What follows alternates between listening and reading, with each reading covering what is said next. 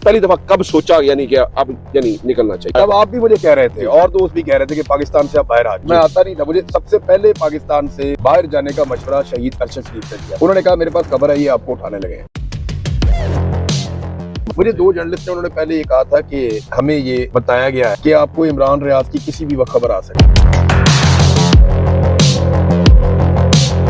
इमरान भाई, जिस दिन आपको पकड़ा गया उधर और आपको पहला दिन, पहली रात जेल या जो भी वो उनका हिरासत में थे, आप पहली रात क्या पहली रात का कॉन्फिडेंट आपने वो वीडियो देखी हो? जी। मैं तो बड़े आराम से चला गया था और फिर मेरे हाथ भी बांध दिए एक जगह, फिर एक जगह जाके बैठा दिया, वहां से गाड़ी चेंज की और मुझे एक और जगह पे ले गए। उसने जब ऑफिसर ने मुझे रास्ते में एक बात कि मैं अल्लाह से दुआ करता हूँ कि अल्लाह ताला मेरे गुनाहों की सजा मेरे बच्चों को ना, तो उसने जब ये बात की ना तो मुझे उस वक्त में खुटक गया। मैंने कहा ये कुछ ऐसा करने जा रहा है। फिर वो मुझे कहना शुरू हो गया कि आपको कुछ भी खाना है, मैं आपकी कोई भी खिदमत कर सकती हूँ, क्योंकि एक दफा आपको मैंने आपकी डिलीवरी कर दी, फिर मेरी रिस्पॉन्सिबिलिटी नहीं है।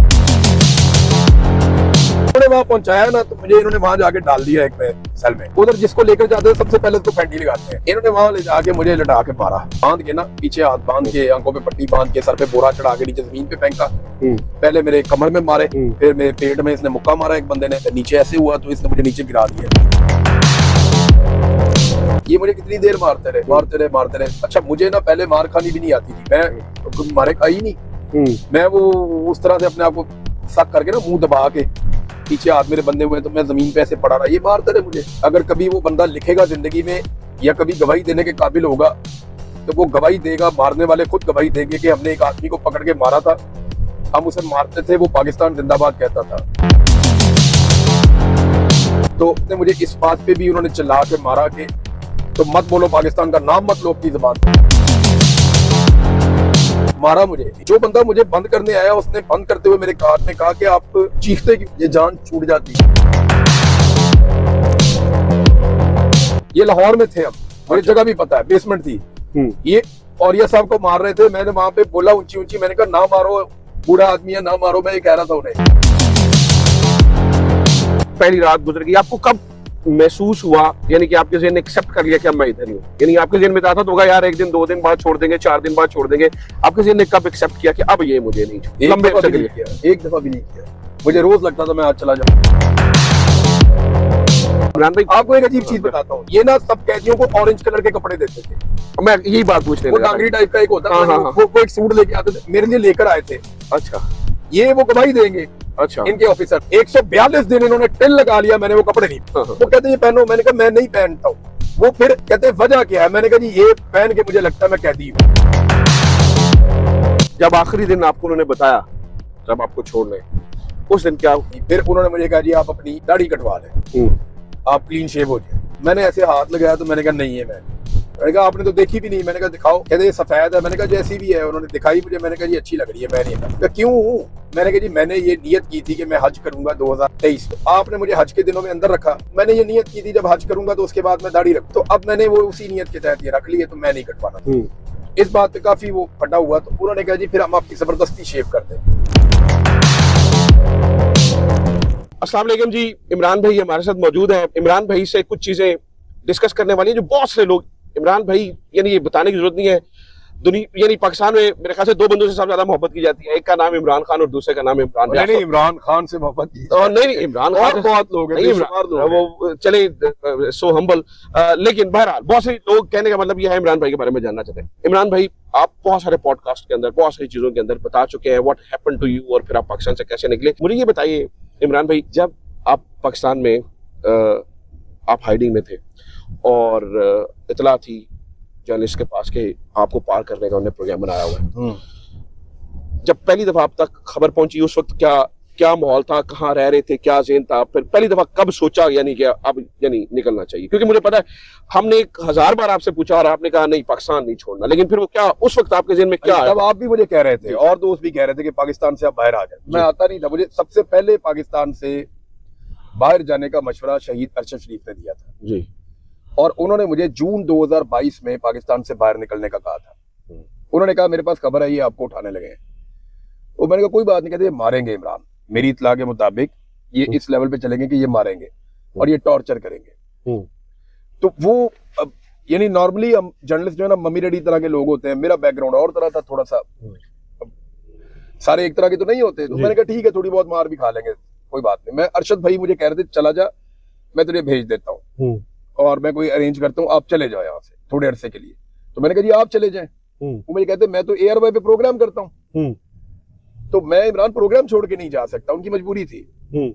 और जब तक उनका प्रोग्राम खत्म नहीं हुआ वो पाकिस्तान से नहीं गए। जब उनको प्रोग्राम से निकाल दिया गया, बंद कर दिया गया, फिर वो पाकिस्तान से गए, उससे पहले वो जा नहीं रहे थे जी। अब मेरा क्योंकि प्रोग्राम पहले ही खत्म हो गया था, उन्होंने कहा यार आपने तो प्रोग्राम भी नहीं करना, वीलॉग करना, जाओ जाके आप बाहर जाके कर लो। इमरान जितने लोग बाहर होंगे ना उतना सेफ होंगे, हमारी आवाजें बचेंगी, हमें ये जरूर आसरा रहेगा कि यार बाहर फलां कोई ना कोई तो बैठा हुआ है, तो वो बोलते रहेंगे और अगर हम यहाँ फंस जाएंगे तो आप लोग बात करेंगे। अच्छा, नहीं इमरान भाई, ये यानी मुझे अंदाजा है कि it was a very hard decision for you. मैं उस लम्हे की बात मैं आपको बताता जब वो आप हाइडिंग में थे और वो मेरे पूरा दिमाग में ये था कि ये मार नहीं सकते, ये मेरे दिमाग में था। अरशद भाई की शहादत के बाद ना मेरे दिमाग में एक बात और आ गई कि ये पाकिस्तान में नहीं मार सकते। यानी अरशद शरीफ को शहीद किया पाकिस्तान से बाहर, तो एक इनको मार्जिन मिल गया कि भाई पाकिस्तान में नहीं था, तो मैं पाकिस्तान से नहीं जाऊंगा क्योंकि ये पाकिस्तान के अंदर मुझे कत्ल नहीं कर सकते। मेरे दिमाग में ये बात बैठ गई। लेकिन 26 नवंबर को वो बात भी निकल गई। इन्होंने पाकिस्तान में कत्लेआम कर दिया और उससे पहले भी इस तरह के छोटे मोटे वाकयात हो गए थे। फिर जब मुझे जबरी तौर पे लापता किया तो तब भी मुझे समझ आई कि ये किसी लेवल तक भी जा सकते हैं। लेकिन मुझे फिर भी लगता था कि ये कत्ल नहीं कर सकते किसी को इस तरीके से यहाँ पाकिस्तान में। लेकिन वो भी गलतफहमी फिर दूर हो गई कि अपने मफाद के लिए मार भी सकते हैं, किसी लेवल तक भी जा सकते हैं। मुझे एक दो जर्नलिस्ट हैं उन्होंने बताया, उसके बाद मुझे मेरा एक सोर्स है उसने भी बताया। ये ना फेजेस में चीजें हुई हैं, ये एक दिन में नहीं हुआ। पहले एक दिन मुझे एक कॉल आती है कि इमरान भाई फौरन निकले, क्या वो कहते हैं जी बहुत बड़ी रेड आ रही है फौरन निकले। तो वो बंदा जो मुझे कहता है उसने मुझे पहले 2-3 खबरें दी थी और वो खबरें उसकी कंफर्म हुई थी। उसने मुझे एक दफा ये भी बताया था कि आज ये आपको पकड़ लेंगे और उसी दिन मुझे पकड़ा भी था। उसने मुझे पहले बताया था एक दिन कि आज ये आपको पकड़ लेंगे, उस दिन मुझे पकड़ा भी गया था। अच्छा, फिर एक दिन उसने मुझे कहा कि आपको मोटरवे पे ना आए, ये आपको अटक से गिरफ्तार करेंगे, वो हुआ भी। अच्छा, अब वही आदमी मुझे कह रहा था कि ये आप यहाँ से भाग जाएं जहाँ पे आप। मैंने कहा मैं हूँ किधर? मैंने उसे पूछा, कहता मुझे नहीं पता। अच्छा, मैंने कहा जब आपको ये नहीं पता कि मैं कहाँ पे हूँ, आप मुझे ये कैसे कह सकते हैं कि मेरे ऊपर रेड होने वाली है? कहते भाई मुझे ये पता है कि वो आपके करीब है। आपको फिर मुझे समझ आई कि ये आदमी कोई अंदर का आदमी। उस दिन मुझे एहसास हुआ। तो मैंने कहा मैंने बाय चांस एक दोस्त जा रहा था निकल के, मेरे पास एक पॉलिटिकल शख्स भी आके बैठा हुआ था उस वक्त। और वो भी 10 मिनट पहले पहुंचा था।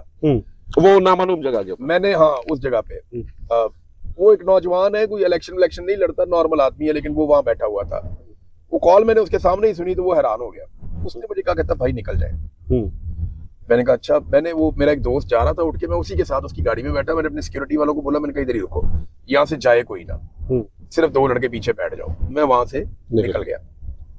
7 मिनट के बाद वहां पे रेड हुआ बहुत बड़ा। अच्छा, उस जगह पे, और काफी देर वहां पे झगड़ा होता रहा, बड़ा वहां रोला पड़ गया। अच्छा, फिर वहां पे मकामी पुलिस आ गई। ये खैबर पख्तूनख्वा था, तो मकामी पुलिस आके वहां पे लड़ पड़ी। उन्होंने कहा आप यहाँ पे ये नहीं कर सकते। उन्होंने कहा हम बंदा लेके जाएंगे। बहरहाल वहां काफी फटा हुआ। मुझे फिर बाद में पता चला, मेरे एक बंदे ने बताया कि जी मैं कोयटा होटल जाके बैठ गया था। अच्छा, एक कोयटा होटल था, वहां बैठ के मैं चाय पी रहा था।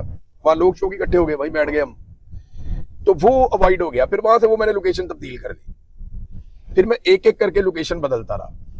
इन्होंने मुझे बाहर निकालने के लिए मेरे ऊपर एक केस कर दिया कि जनाब ये इमरान रियाज के ऊपर केस है और ये फलां जज के बारे में इसने एक ये बयान दिया था और वो जज साहब के कोई रिश्तेदार है, उन्होंने केस कर दिया। मैंने जाके पेशावर हाई कोर्ट से जब मैं बेल लेने गया ना, तो मुझे महसूस हुआ कि यहाँ पे भी इन्होंने गेम डाला हुआ है। ये मुझे जहाँ से उठा सकते हैं, जैसे शर्म के साथ हुआ वहां पे। लेकिन मेरे साथ में 30-35 आदमी थे, लोग थे, तो वो मुझे वहां से उठा नहीं सके। लेकिन हमने ये जज कर लिया, मेरे साथ जो लोग थे उन्होंने भी मुझे कहा कि इमरान भाई ये नॉर्मल नहीं है यहाँ पे सिचुएशन, लोग आपको ऐसे लोग हैं जो मशकूक है, तो यहाँ से निकले आप। वहां से फिर हमने गाड़ियां तब्दील की, करते कराते मैं एक पहाड़ी थी, वहां एक दोस्त का कंपाउंड था, मैं वहां चला गया। मैंने कहा यहाँ पे रहते हैं। कुछ अरसा मैं वहां पे रहा। मुझे एक दिन कासिम सूरी का फोन आया, उनके पास कोई इन्फॉर्मेशन थी। अच्छा, उन्होंने मुझे इंसिस्ट किया कि यार आप पाकिस्तान से बाहर चले जाएं। मैंने कहा जी मैं अभी नहीं जा रहा है। और निकलेंगे कैसे? मुझे कासिम, वो आपके ज़हन में ये भी तो होगा यार, वो तो स्टॉप लिस्ट में है, जाने दिया इन्होंने। नहीं, उन्होंने कहा निकल जाए आप ना। कासिम सूरी ने मुझे कहा पाकिस्तान से। मुझे ये तो पता था कासिम सूरी कैसे निकले, और मैं निकलना चाहता तो मैं निकल जाता पहले भी। मेरे लिए कौन सा मुश्किल था, सारे पहाड़ मैंने शिकार खेला हुआ इन पहाड़ों पे, मैं जानता हूँ सारे बॉर्डर को, मैं कहीं से भी निकल जाता। लेकिन मैं वो वेट कर रहा था कि नहीं यहाँ रुकते हैं। फिर मुझे एक दिन मैंने एक लोकेशन तब्दील की, मैं एक सूबे में था, मैं उसका नाम नहीं लेता, एक जगह पे था मैं, केपी नहीं था वो, वहां पे मुझे इतला आई कि आप फौरन ये जगह छोड़ें, फौरन ये जगह छोड़ें, और सेम आदमी से। अच्छा, इससे पहले 2 जर्नलिस्ट मुझे बता चुके थे, मैंने अपना पूरा एक सिस्टम बनाया हुआ था। इस सेम आदमी को भी हम बिग ब्रदर, कुछ मुझे ये ट्रैक नहीं कर सकते, इस सेम आदमी को हम बिग ब्रदर कह सकते हैं। पता नहीं कौन है। अच्छा, अल्लाह का भला करे। उसने मुझे कहा कि निकल जाए फौरन। मुझे 2 जर्नलिस्ट ने, उन्होंने पहले ये कहा था कि हमें ये बताया गया है कि आपको इमरान रियाज की किसी भी वक्त खबर आ सकती है। अच्छा, तो इमरान भाई बी केयरफुल। मैंने वो लोकेशन छोड़ने का फैसला किया। मेरे वहां पे कुछ थोड़े से डिजिटल फुटप्रिंट उस जगह पे रह गए। अच्छा, ठीक है, कुछ सिग्नल ये वहां पे उस जगह के ऊपर जब जो बंदा वहां पे था एक, उसने जो बाद में बताया वो ये बताया कि ये 3 बंदों को बांध के लाए थे। अच्छा, रस्सी के साथ, यानी इन्होंने पूरा मुकाबला करने का वो प्रोग्राम बनाया हुआ। नहीं, मुझे उस वक्त नहीं पता था कि मुकाबला करेंगे। उस बंदे ने कहा साहब मुझे लगता है कि ये आपको ना पकड़ने नहीं आए थे, ये आपको मारने आए थे। वो बंदा अफगान जहाद भी लड़ता रहा है। अच्छा, उसको इसलिए आइडिया हो गया था, वो जंगजू आदमी है जी। उसने कहा आपको पकड़ने कोई नहीं आए थे, ये जिस तरह आए थे मारने आए थे, 50-60 आदमी आए थे, और उन्होंने घेर लिया था पूरे कंपाउंड को हर तरफ से। वो पहाड़ से ऊपर जाना पड़ता काफी ज्यादा। अच्छा, वो जब उसने मुझे ये बात बताई तो मैं फिक्रमंद हो गया थोड़ा। फिर मैंने खुद फोन किया कासिम सूरी को। मुझे एक और बंदे का फोन आया, वो बहुत परेशान था। उसने मुझे कहा कि आप बच गए, आप किधर हैं? मैंने कहा मैं जा, कहते भाई बंद करो सर, हर चीज बंद करो, सब खत्म करो और गायब हो जाओ, कहीं नजर नहीं आना, कोई फोन कोई चीज कुछ भी आपका चलना नहीं चाहिए। क्योंकि ये व्हाट्सएप के ऊपर अगर आप वो लगा लेते थे ना VPN, अभी इन्होंने कोई नए गैजेट्स लिए हैं आज से कुछ 6 माह पहले। अगर आपका नया फोन है, आपका नया इंटरनेट है जो आपके नाम पे नहीं है, दोनों चीजें, और आपका VPN लगा हुआ है, तो ये आपके व्हाट्सएप को उल्टे लटक जाए ट्रैक नहीं कर सकते थे। जिनके पास कैपेसिटी नहीं थी, और मुझे ये पता था कि इनके पास नहीं है। तो जब उसने मुझे ये बात की ना, तो मैं और ज्यादा वरीड हो गया।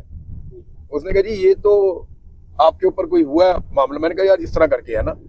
तो मुझे फिर बाद में मेरे सोर्स ने बताया, एक ने, ये जो बंदे बांध के लाए थे, इन्होंने उनके साथ आपको मारना था कि ये फितरतुल खवारिज के साथ इमरान रियाज मौजूद था जी। हमने एक ऑपरेशन किया, उसमें ये कैसे मर गया, और ये उन्होंने मारा, इन्होंने मारा, किसने मारा? कहते ये सारा गोल ही हो जाना था हमेशा के लिए।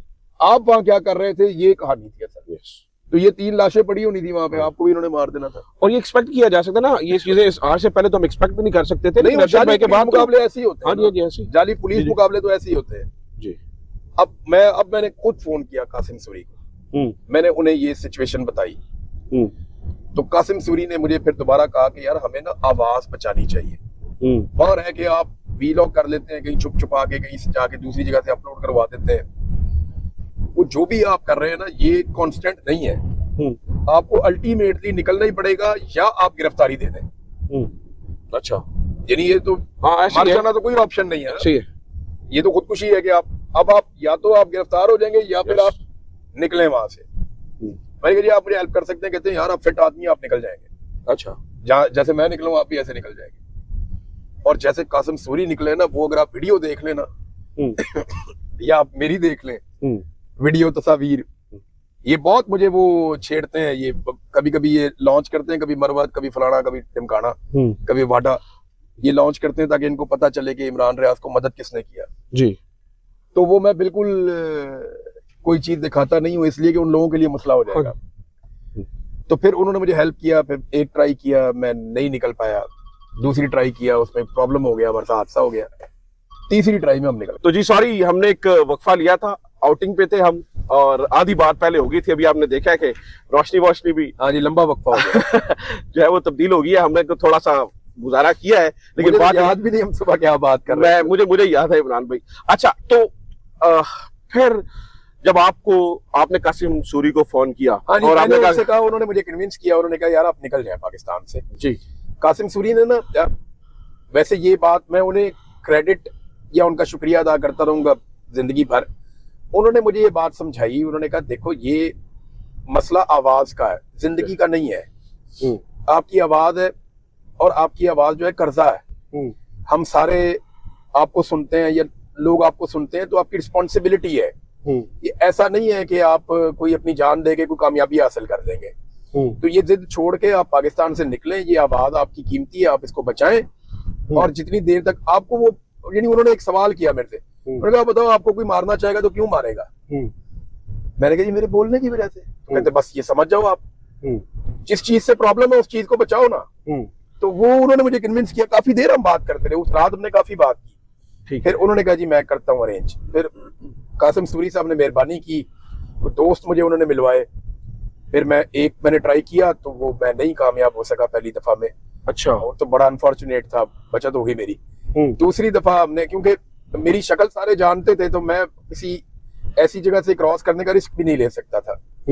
दूसरी मर्तबा हमारे साथ एक हादसा हो गया और तीसरी मर्तबा वो मैं निकल गया। अच्छा नहीं, जो मुझे वो याद है, वो चूंकि आपकी वो पट्टी वाली तस्वीर भी बड़ी वायरल हुई थी, ये वही हादसा था या इसके अलावा? नहीं, वो मेरे चोटें लग गई थी। मुझे कोई एक जानवर ने मेरे पे अटैक किया था, मैं जख्मी हो गया था।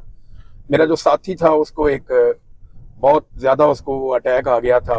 वो ऐसा लग रहा था जैसे हार्ट अटैक आ गया। उसकी बहुत हालत खराब थी, क्योंकि वो बहुत ज्यादा हाइट थी जहां हम जा रहे थे। अब 2 ही लोग थे, हथियार भी कोई नहीं था। वो उस दिन काफी ज्यादा चीजें खराब हो गई थी, ऊपर नीचे चीजें खराब हुई थी। जब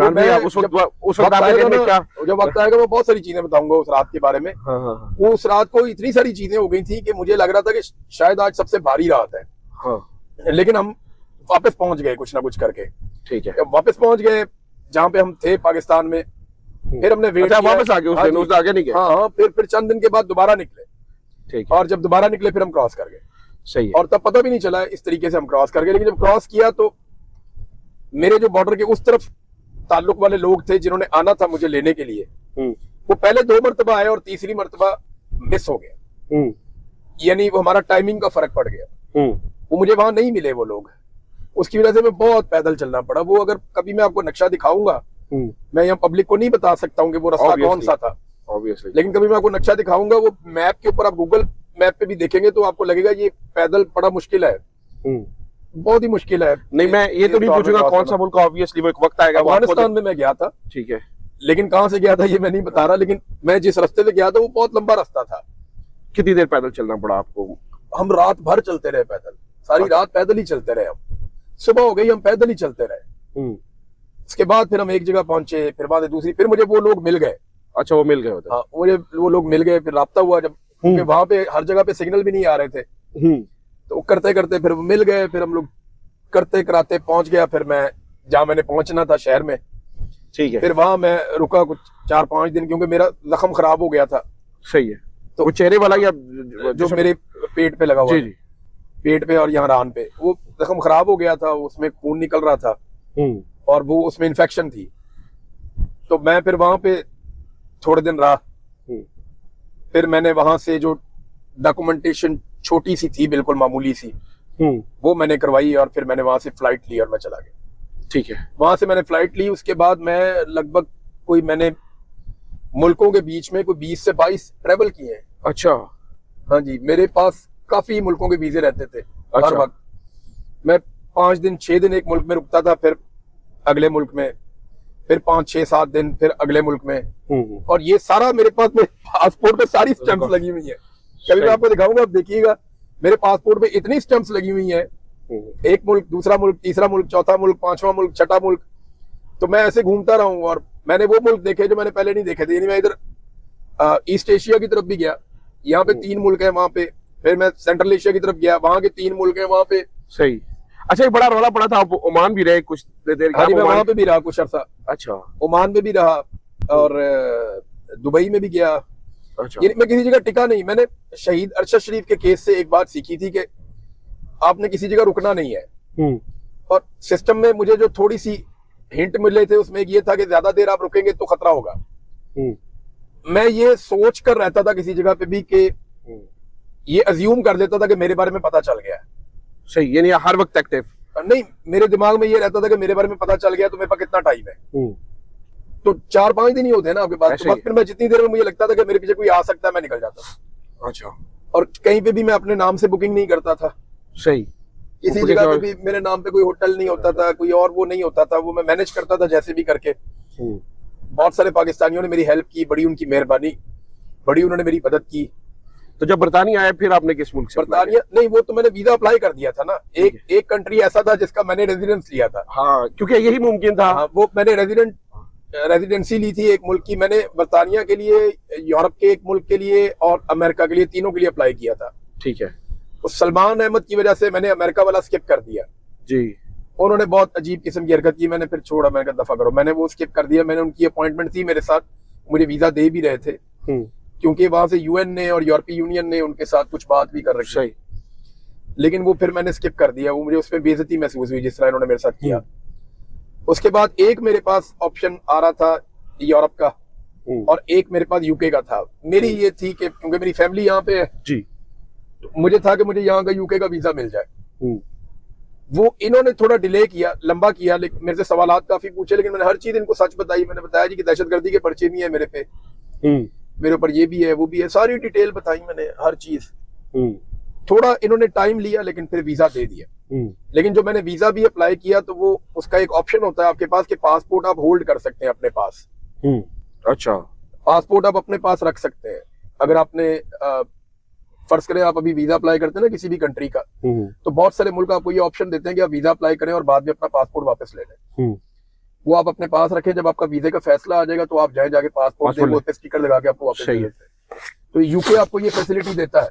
ठीक है। तो पासपोर्ट मेरे पास था, मैंने वीजा अप्लाई किया, मैं फिर ट्रैवलिंग पे चला गया। तो मैं ट्रैवल करता रहा। इन्होंने 2-3 दफा मुझे ईमेल्स की, इन्होंने होम डिपार्टमेंट ने, यहाँ का जो यूके का है, वो जो कुछ थी इनकी क्यूरीज, मैंने इनको बताया कि ये बात है। तो उसके बाद फिर इन्होंने मुझे वीजा दे दिया। ये वीजा मुझे दिया, लेकिन उससे पहले ये बात खुल गई थी मेरे अपने एक मेहरबान की वजह से। मेरे से गलती होगी, मैंने एतबार करके किसी को बता दिया। हालांकि मुझे एयरपोर्टों के ऊपर पाकिस्तानी बहुत बड़ी तादाद में मिले हैं। सही। मैं आपको बताऊं 50 दफा पहचाना गया हूँ मैं। अच्छा। एयरपोर्ट पे एक आदमी ने मेरा राज नहीं खोला। सही। ना किसी ने जिद की कि, ना तस्वीर के लिए किसी ने कहा, ना किसी ने वैसे चलते हुए। मैं आपको बताता हूँ, मैं बैठा हुआ था ना मास्क पहन के, तो वो कई दफा कोई फैमिली आती थी, वो मेरे इर्द गिर्द खड़े हो जाते थे। वो कहते थे इमरान भाई आप कुछ खा लें। मैं हैरान होता था, इन्होंने मुझे पहचाना कैसे। अच्छा। वो कहते थे आप कुछ खा लें, आप काफी देर से यहाँ बैठे हुए हैं, हमें पता है। तो वो मेरे से फोटो की भी वो नहीं करते थे। मुझे लोगों ने कोऑपरेट किया। मेरे पाकिस्तानी, मैं आपको बताऊं, वो बड़ी जबरदस्त कौम है। मुझे बड़ी उम्मीद है ये लोग अपना हक छीन लेंगे। उसकी वजह ये है कि मैंने प्रैक्टिकली देखा है कि एक आदमी ने मेरा राज नहीं खोला। मैं 50 लोगों ने मुझे पहचाना एयरपोर्टों के ऊपर। मलेशिया के एयरपोर्ट पे एक बंदे ने पहचान लिया। एक एयरपोर्ट पे मैं बैठा हुआ था, गल्फ कंट्रीज का है, कतर है। तो एक लड़का आया और मैं नीचे मुंह करके ना तो मोबाइल के अंदर ऐसे देख रहा था। टोपी मैंने ऐसे पहनी हुई थी और मैंने मास्क पहना हुआ था बड़ा वाला, और मैं नीचे मुंह करके मोबाइल के अंदर देख रहा था। वो लड़का चलता हुआ है और मेरे सामने जमीन पे बैठ गया और नीचे से मुझे ऐसे देख रहा था। मुझे अच्छा, मेरा दिल किया कि मैं इसको एक ना लगा दूं, एक लगाऊं इसको, ये क्या तरीका है। तो मुझे कहता है कि ऐसे ऐसे करके ना तो पहचान रहा है मुझे। मैंने कहा छोड़ना मत चाहिए आप। मैंने उसको ऐसे करके बोला ना, तो वो उठ के तो मेरे पास कहता मैं इधर बैठ जाऊं। मैंने बैठ, उसने फिर मेरे साथ थोड़ी बातें चीतें की। एक उसने मुझे तस्बीह गिफ्ट की, वो मेरे पास है अभी भी। अच्छा। वो कहीं से कोई शायद उम्रा करके आ रहा था, आगे उसने कहीं और जाना था। वो भी पाकिस्तान में नहीं रहता था वो, उसकी कोई कनेक्टेड फ्लाइट थी या कुछ था ऐसा, वो मुझे वहां मिला था। तो ऐसे बड़े वाकयात हुए। अच्छा इमरान भाई, फिर आप बरतानिया आ गए। फिर तो बरतानिया आने के लिए ना ये अजीब वो था कि मेरा, क्योंकि पता चल गया था सबको कि ये कई मुल्कों में ट्रेवल कर रहा है, ये पाकिस्तान में नहीं है। और ये बात अपने ही मेहरबानों ने खोल दी। मेरे से गलती हुई, मुझे ये मैंने सीखा इसमें कि आप मत बताएं, ट्रस्ट ना करें, आप कोशिश करें ना ही करें, तो आपको पता ही नहीं होता, आइडिया नहीं होता। यानी जब ये रोला पड़ गया कि इमरान यूके पहुंच गया, उस वक्त आप थे ही नहीं? नहीं, मैं नहीं था यहाँ पे। अच्छा इमरान भाई, वो साबिर भाई ने असल में, मैंने साबिर भाई को बताया कि साबिर भाई मुझे अब वीजा मिल गया है। हाँ। लेकिन जहां पे मैं हूँ, यहाँ से मैं अब ट्रेवल करूं तो मुझे ये शक है कि यहाँ पे कोई एक्टिविटी हो जाएगी। हाँ। और नॉर्मली आपको पता है एयरपोर्ट पे एक्टिविटीज होती है इस तरह की। बिल्कुल सही है। तो उन्होंने कहा जी बिल्कुल ये कर सकते हैं, साबिर भाई ने कहा। तो फिर साबिर भाई ने मुझे कहा मेरे पास एक आइडिया है। उन्होंने अनाउंस कर दिया कि मैं यूके पहुंच गया हूँ। फिर 2 दिन के बाद जो मेरे अपने सोर्सेज में मैंने हिसाब किताब लगाया। फिर मुझे एक कंट्री है, उसका एक रॉयल फैमिली का एक लड़का है, रॉयल फैमिली से है वो, मेरे एक दोस्त का वो दोस्त है, उसने फिर मुझे हेल्प किया। अच्छा। उन्होंने कहा जी आप चाहे एयरपोर्ट, आपको कोई कुछ नहीं कहेगा। मैं फिर एयरपोर्ट गया, थोड़ा मुझे यूरोपीय यूनियन में कुछ लोग थे जिन्होंने अपना एक नुमाइंदा भेजा था। अच्छा। मेरे से मिला भी था आके। फिर जो दुबई के अंदर जो आपका वो है, यूएन का एक दफ्तर भी है जी, उनके ऑफिस में भी मेरी कॉरेस्पॉन्डेंस हुई थी उस दिन। अच्छा। क्योंकि अगर मैंने वहां से ट्रैवल करना था तो फिर मैंने पता कि ट्रैवल करना था, और प्रॉब्लम इन मुल्कों में है उस वक्त तो बहुत था। सऊदी अरब में लोग शक करते हैं ना, सऊदी अरब का वो इशू नहीं है। अगर आप सऊदी अरब में रह के सऊदी अरब का कानून ना तोड़े तो वो आपको कुछ नहीं कहते, लेकिन फिर भी एहतियात करनी चाहिए, बुरे वक्त का कोई पता नहीं होता। तो मैं वहां से फिर मैंने ट्रैवल कर लिया और मैं यहाँ पे हीथ्रो एयरपोर्ट पे लंदन में मैं उतर गया। अच्छा, कंट्रोवर्सी पैदा हुई ना, आपका एक व्लॉग था, अनाउंस हो चुका था, आप यूके में, ऑब्वियसली वो आप पता चला के वो एक वो आइडिया था, उस पे काम करना था। सालों में कह रहे थे कि इस तरह। इमरान भाई, जिस दिन आपको पकड़ा गया उधर, और आपको पहला दिन, पहली रात जेल या जो भी वो उनका हिरासत में थे आप, पहली रात क्या फर्स्ट पहली रात का मेरी टोटल 10 गिरफ्तारियां हुई हैं। नहीं वो नहीं, जिस दिन आपको बात कर रहे हैं, जिस दिन आपको उन्होंने गुमशुदा किया। नहीं, एयरपोर्ट से तो मैंने खुद गिरफ्तारी दी थी जी। एयरपोर्ट पे मैं था तो मुझे एक फोन आया। जिस दिन वो जेल के बाहर से आपको ले गए ना, जेल के बाहर से वो रात कैसे? कॉन्फिडेंट, आपने वो वीडियो देखी हो? जी जी। मैं तो बड़े आराम से चला गया था जी। मुझे लगा कि ये ले जाएंगे, फैटी मुड्डी लगाएंगे, बातचीत करेंगे या जो भी करना है इन्होंने, मेरे साथ जाती नहीं करेंगे। मैं पाकिस्तानी हूँ, मैं मुहिब वतन आदमी हूँ, मैं मुल्क का दुश्मन थोड़ी हूँ। तो अगर ये एजेंसियां मुझे उठाएंगी तो बातचीत करेंगे, जो भी है देखेंगे फिर क्या होता है। मैंने कहा चलो, मैं उनके साथ चल पड़ा। सही। वो मुझे थोड़ी आगे जाके कहते हैं जी हमने आपकी आंखें बांधनी है। अच्छा। आप बुरा मत बनाइएगा। अच्छा। मैंने कहा यार मैं तुम्हारे पास हूँ, और मेरी आंखें बांध दी। थोड़ी देर बाद कहा जी हमने आपके हाथ भी बांधने हैं। अच्छा। मैं कहा यार मैं तो मुजामत करने के मूड में नहीं हूँ, मैं वहां से आपके साथ कैसे आ गया हूँ? तो उन्होंने मुझे उतारा और फिर मेरे हाथ भी बांध दिए एक जगह पे, फिर एक जगह जाके बैठा दिया, वहां से गाड़ी चेंज की और मुझे एक और जगह पे ले गए। उसने जब ऑफिसर ने मुझे रास्ते में एक बात की कि मैं अल्लाह से दुआ करता हूँ, ये इस बात से मैं थोड़ा सा खुटक गया था। उन्होंने कहा मैं अल्लाह से दुआ करता हूँ कि अल्लाह ताला मेरे गुनाहों की सजा मेरे बच्चों को ना दे। अच्छा। तो उसने जब ये बात की ना तो मुझे उस वक्त मैं खुटक गया। मैंने कहा ये कुछ ऐसा करने जा रहा है जिससे ये इसको वो है, कोई इशू है। फिर वो मुझे कहना शुरू हो गया कि आपको कुछ भी खाना है, मैं आपकी कोई भी खिदमत कर सकता हूँ, क्योंकि एक दफा आपको मैंने आपकी डिलीवरी कर दी, फिर मेरी रिस्पॉन्सिबिलिटी नहीं है। अच्छा। फिर मैं ये भी समझ गया कि इसने मुझे किसी और के हवाले करना है। हाँ, ज़हन में तो ये भी आया जिस तरह की बातें कर रहा है कि बाहर ही कर दें। हाँ सही। अच्छा यार, ये ना मुझे इसकी फिक्र नहीं है, ऑब्वियसली इसकी तो मुझे फिक्र नहीं है। मुझे कोई मारेगा ना तो यार फिर मारे ना जी। देखिए हर आदमी जो जिंदा हुआ है ना उसने मर जाना एक दिन, ऐसे ही है। लोग एक्सीडेंट में मर जाते हैं, ये तो बड़ा ऑनर है। लोग एक्सीडेंट में मर जाते हैं, लोगों को खाना खाते हुए हिचकी आती है, वो डेथ हो जाती है, ऐसे ही है। पता ही नहीं चलता, बोटी फंस गई गले में, बंदा जिंदा ही नहीं रहा, खाते हुए मर जाते हैं। अच्छा इमरान भाई, आपकी डिलीवरी हो गई, इन्होंने वहां पहुंचाया ना तो मुझे इन्होंने वहां जाके डाल दिया एक में सेल में, नीचे बेसमेंट में। तो वहां इन्होंने मुझे रखा और उधर जिसको लेकर जाते हैं सबसे पहले उसको फैंटी लगाते हैं। इन्होंने वहां ले जाके मुझे लटा के मारा, बांध के ना, पीछे हाथ बांध के, आंखों पे पट्टी बांध के, सर पे बोरा चढ़ा के नीचे जमीन पे फेंका। पहले मेरे कमर में मारे, फिर मेरे पेट में इसने मुक्का मारा एक बंदे ने, नीचे ऐसे हुआ तो इसने मुझे नीचे गिरा दिया। इन्होंने गिरा के इन्होंने मुझे मारना शुरू कर दिया। ये मुझे कितनी देर मारते रहे। अच्छा मुझे ना पहले मार खानी भी नहीं आती थी, मैं तो कभी मारे खाई नहीं। मैं वो उस तरह से अपने आप को सक करके ना, मुंह दबा के, पीछे हाथ मेरे बंधे हुए तो मैं जमीन पे ऐसे पड़ा रहा, ये मारते रहे मुझे। फिर एक आदमी ने मुझे बहुत गलत बात की, जैसे कोई मुल्क का दुश्मन होता है ऐसे, और उसने दोबारा कही तो मैंने जमीन में अपना सर मारना शुरू कर दिया। फिर मैंने ऊंची ऊंची बोलना शुरू कर दिया। ये एक दिन अगर कभी वो बंदा लिखेगा जिंदगी में या कभी गवाही देने के काबिल होगा तो वो गवाही देगा, मारने वाले खुद गवाही देंगे कि हमने एक आदमी को पकड़ के मारा था, हम उसे मारते थे, वो पाकिस्तान जिंदाबाद कहता था। तो वो अभी कहता था पाकिस्तान जिंदाबाद, हम उसको मारते थे और वो पाकिस्तान का नाम लेता था। और उसने मुझे इस बात पे भी उन्होंने चिल्ला के मारा कि तो मत बोलो पाकिस्तान का नाम, मत लो अपनी जुबान से। अच्छा, इस बात में भी मारा गया? हाँ, मारा मुझे। और मैं फिर पता नहीं मैं जिद में आ गया, मैंने फिर बोला और उन्होंने मुझे बहुत मारा। फिर उन्होंने मुझे बंद कर दिया। जो बंदा मुझे बंद करने आया उसने बंद करते हुए मेरे कान में कहा कि आप चीखते क्यों नहीं? अच्छा, ये जान छूट जाती है, चीखने से जान छूट जाती है। हाँ। फिर मुझे आया तरीका मार खाने का। अच्छा, मैं कहा हुण मैनू मारो। अब तो इस बात पे यानी हम बड़े हंस के बात करें, लेकिन आई कैन अंडरस्टैंड उस तकलीफ को, उस दर्द को। मैंने वहां पे इन्होंने औरिया मकबूल जान साहब पे टॉर्चर किया, इन्होंने फिजिकल टॉर्चर किया उन पे जी, उन्हें इन्होंने मारा, थप्पड़ मारे उन्हें, बुजुर्ग आदमी को। उन्हें इन्होंने एक कुरान पाक की आयत का भी तर्जमा सुनाया कि इनके हाथ मुखालिफ सिमत से, तुम्हारा हाथ और तुम्हारा मुखालिफ सिमत से पाँव काट देंगे, तुम लोग फितने हो। अच्छा, ये इस तरह की बातें ये। और जब उन्हें मार रहे थे ना तो वो उनका होश चला गया था। अच्छा, बेहोश हो गए। उन्होंने इनको कुरान पाक का हवाला दिया था औरिया मकबूल जान साहब ने, इन्हें एक हदीस भी सुनाई थी मार खाते हुए।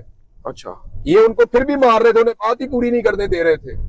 वो इन्हें कह रहे थे कि मैं बूढ़ा आदमी हूं और अपना कोई, इन्होंने एक दो बातें की तो इन्होंने, मैं वो कहना नहीं चाहता, इन्होंने और मारा उन्हें और बदतमीजी की गालियां दी। सही। मैं अंदर बंद था, मैंने चीखना शुरू कर दिया, मैंने कहा ना मारो। अच्छा, वो भी उधर ही थे और ये साहब को ये मार रहे थे। तो आपको उनकी आवाज आ रही थी? मुझे उनकी आवाज आ रही थी और ये साहब का, और ये साहब वाज नॉट एक्सपेक्टिंग के इस लेवल तक ये जाएंगे बेशरम।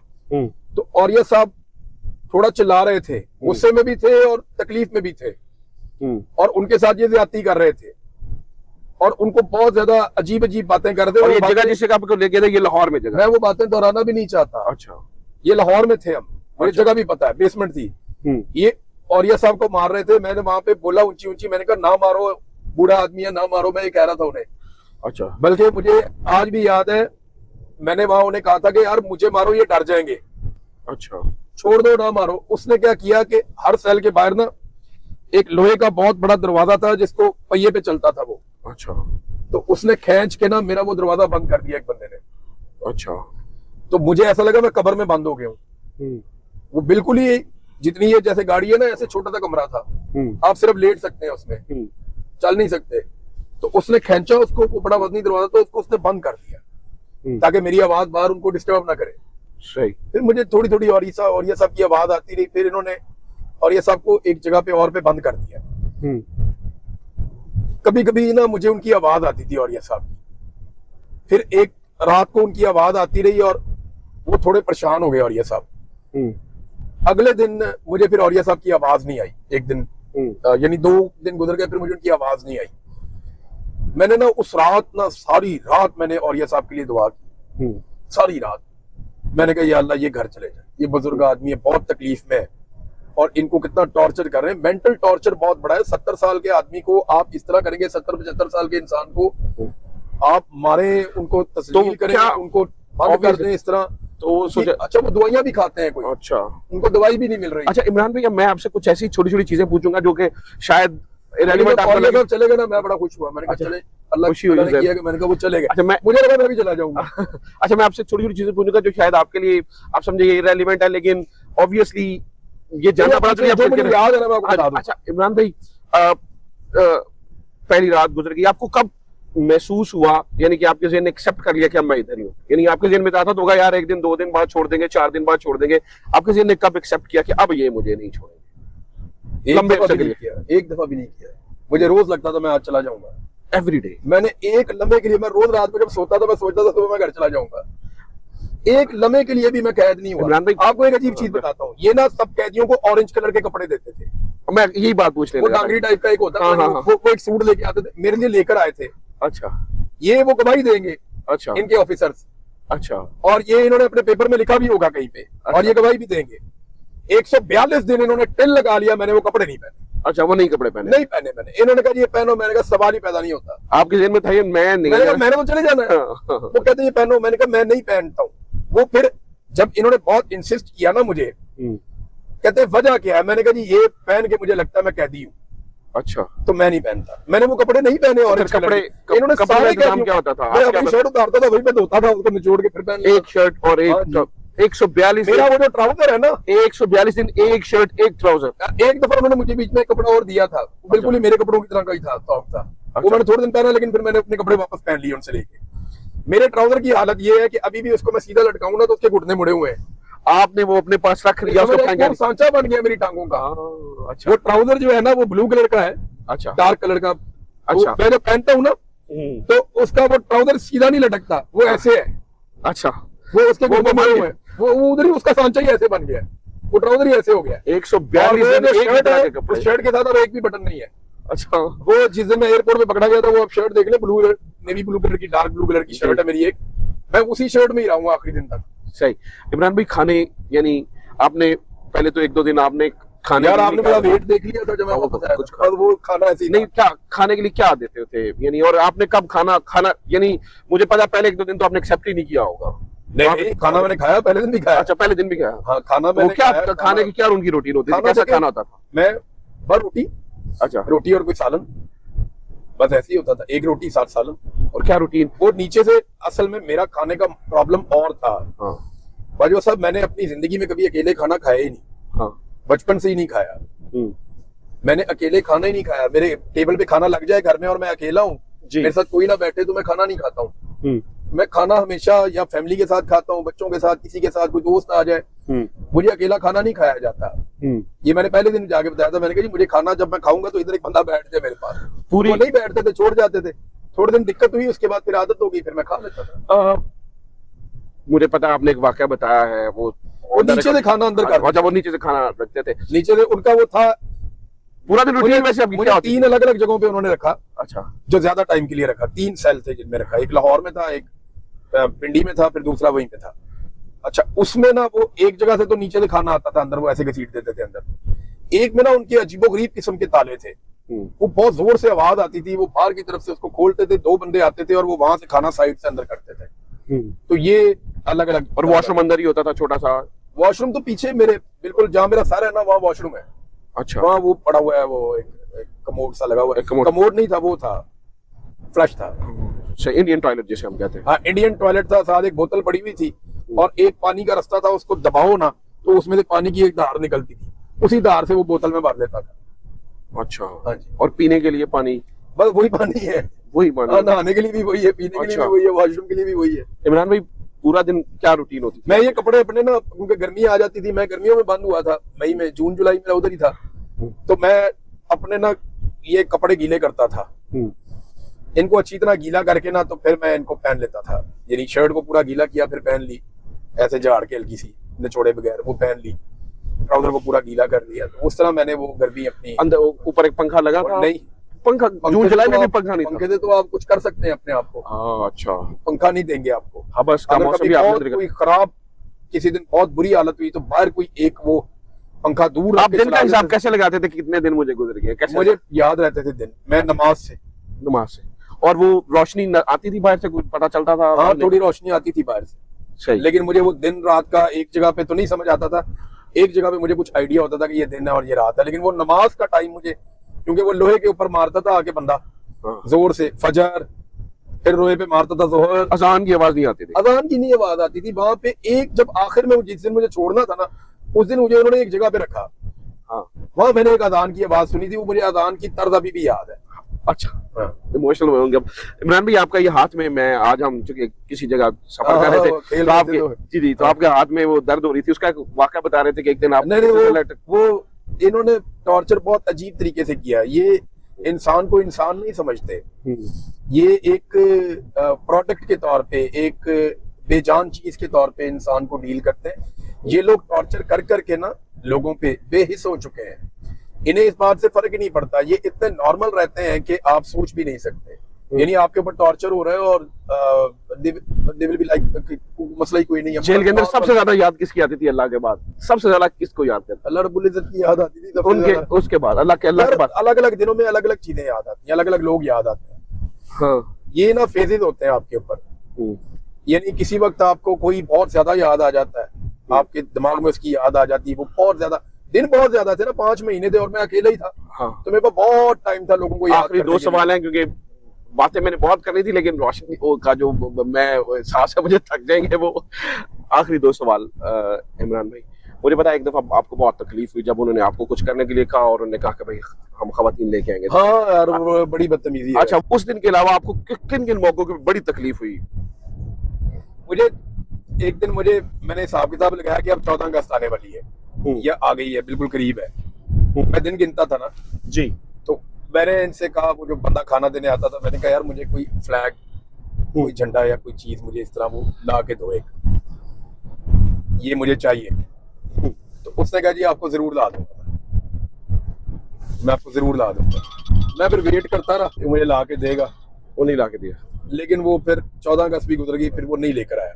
मैंने उससे बाद में पूछा कि वो 14 अगस्त गुजर गई, उसने कहा जी गुजर गई है। मैंने कहा आपने मुझे फ्लैग नहीं दिया ना, तो उसने मुझे कहा जी परमिशन नहीं मिली। उस बात में मुझे बड़ी तकलीफ हुई। पाकिस्तान का झंडा देने नहीं दिया? हाँ नहीं दिया, और मुझे बड़ी इस बात की तकलीफ हुई थी कि यार ये इनको दे देना चाहिए था, क्या फर्क पड़ता है। आदमी को ना बड़ा हौसला मिलता है जी। मैंने कंघी की ना, एक 140 दिन हो गए थे मुझे तकरीबन, इतने अरसे बाद मुझे कंघी मिली करने के लिए। और मैंने कंघी मिली तो मैंने कहा यार ये इतनी कमाल इन्वेंशन है। इतना मुझे मजा आया कंघी करके, मैंने कहा यार कमाल है। तो इमरान भाई आखिरी सवाल, मैंने आखिरी दिन जब मुझे उन्होंने छोड़ा तो तब मैंने वो शीशा देखा कि मैं दिखता कैसा हूँ। इमरान भाई आखिरी सवाल यही, जब आखिरी दिन आपको उन्होंने बताया जब आपको छोड़ने, उस दिन क्या? नहीं, मुझे चंद दिन पहले आइडिया हो गया था कि अब ये मुझे छोड़ने वाले हैं। अच्छा, ये मुझे आइडिया हो गया। ऐसा क्या हुआ? नहीं, वो उन्होंने मुझे वहां से शिफ्ट करना शुरू कर दिया था। वहां से मुझे कभी एक शहर में ले जाते थे, कभी दूसरे में, कभी तीसरे में, कोई मेरी जिम्मेदारी नहीं ले रहा था। ये जिस डीपीओ आरपीओ के हवाले मुझे करना चाह रहे थे वो जान छुड़ाते थे। फिर मुझे ये सियालकोट ले गए, वहां पे फिर मैं सियालकोट से मुझे इन्होंने छोड़ा। और पहले ये कहते हम आपको पुलिस के हवाले करेंगे, फिर इसके ऊपर मैंने माना ही नहीं। मैंने कहा मुझे पुलिस के हवाले करेंगे, अगर वो मेरे पे मुकदमा देंगे तो यहाँ से फिर मैंने उनको ये कहा, मैंने कहा जी मैं पुलिस के गले पड़ूंगा और वहां जो होगा फिर उसकी जिम्मेदारी मेरी नहीं होगी। ये मेरी तौहीन है, मैं ये नहीं होने दूंगा कि आप मुझे पुलिस के हवाले करें और वहां मेरे ऊपर मुकदमा दर्ज करें। बहुत हो गई है, मुझे छोड़े, मैं अपने घर जाऊं। इस पे उन्होंने इंसिस्ट किया, मैंने ये बात नहीं मानी। फिर उन्होंने मुझे कहा जी आप अपनी दाढ़ी कटवा लें, आप क्लीन शेव हो जाए। मैंने ऐसे हाथ लगाया तो मैंने कहा नहीं है, मैंने कहा आपने तो देखी भी नहीं। मैंने कहा दिखाओ, कहते ये सफेद है। मैंने कहा जैसी भी है। उन्होंने दिखाई मुझे, मैंने कहा जी अच्छी लग रही है, मैं नहीं हटा। क्यों? मैंने कहा जी मैंने ये नियत की थी कि मैं हज करूंगा 2023 में, तो आपने मुझे हज के दिनों में अंदर रखा। मैंने ये नियत की थी जब हज करूंगा तो उसके बाद मैं दाढ़ी रखूंगा, तो अब मैंने वो उसी नियत के तहत ये रख ली है, तो मैं नहीं कटवाना चाहता। इस बात पे काफी वो फटा हुआ, तो उन्होंने कहा जी फिर हम आपकी जबरदस्ती शेव कर देंगे। मैंने कहा आप ट्राई कर लें, लेकिन ट्राई करने से पहले जहां से आप मुझे उठा के लाए उनसे पूछ लें कि मैं वहां पे 2 मरतबा अपनी मर्जी से जख्मी हूँ, तो मैं जख्मी हो जाऊंगा, आप मुझे छोड़ भी नहीं पाएंगे। उन्होंने फिर जाके कोई मीटिंग शीटिंग की, फिर वापस आ गए। फिर उन्होंने कहा ठीक है हम आपको एक जगह छोड़ेंगे, आपने पीछे मुड़ के नहीं देखना, हम आपको लेकर जाएंगे। मैंने कहा मुझे छोड़ो, मैं खुद ही चला जाऊंगा घर अपने, मुझे कोई भी ले जाएगा घर मेरे, आप मुझे किसी सड़क पे ही छोड़ दो। फिर मुझे एक हॉस्पिटल में छोड़ के उन्होंने कहा जी यहाँ को पुलिस वाले आपको मिलेंगे, वो आपको ले जाएंगे। वो फिर एक हॉस्पिटल के पास उन्होंने जैसे भी किया छोड़ा। इन शॉर्ट ये कि वहाँ पुलिस वाले थे, उनमें एक पुलिस वाले बेचारा वो रो भी रहा था। उन्होंने मुझे लिया, मुझे लेके गाड़ी में बैठाया, मुझे फिर मेरे घर छोड़ गया। सबसे पहला शख्स किससे मिले आप घर में? मैं घर में गया ना, तो मैं लेट जब जाता था तो बैक साइड से जाके अपने कमरे का शीशा नॉक करता था। मैंने वो जाके शीशा नॉक किया तो खोला ही नहीं किसी ने। वहां से पीछे से एक दरवाजा था, नहीं खोला। नॉर्मली मेरी वाइफ खोलती थी, उसने नहीं खोला। मैं वापस आया तो साबिर भाई सो रहे थे। साबिर भाई हमारे घर में हमारे हेल्पर हैं, दरवाजे के पास ही उनका वो रूम है। तो साबिर भाई सो रहे थे, साबिर भाई उठे, उन्होंने मुझे जफ्फी डाल ली। पहले देखा मुझे गौर से, हमारा दरवाजा बंद नहीं होता, खुला रहता 24 घंटे। तो वो उठे, उन्होंने मुझे जफ्फी डाल ली, गले मिले और दरवाजा उन्होंने खटकाना शुरू कर दिया। मैं इधर से गया, नहीं किसी ने खोला, वापस आया तो इधर से खुल गया था। अंदर गया, मुझे एग्जैक्टली तो नहीं याद, लेकिन एकदम ही सारे आ गए थे, कोई इधर से आ गया, कोई इधर से आ गया। और मैंने अपनी वाइफ से पूछा, मैंने कहा मैंने वो इधर मैंने शीशा नॉक किया था पीछे वाला। कहती हो तो आप रोज नॉक करते थे। तो उसको वो रोज गलतफहमी होती थी कि शायद कोई नॉक कर रहा है, वो उठ के देखती थी। तो उसने कहा जी उस दिन मैंने नहीं देखा, मैंने सोचा शायद मुझे फिर वही जैसे वहम होता है वैसे ही है। तो ये था। मैं फिर अपने अम्मी अब्बू के पास गया, अब्बू जी को मैंने उठाया। अब्बू जी उस वक्त सो रहे थे, फजर से पहले का वक्त था।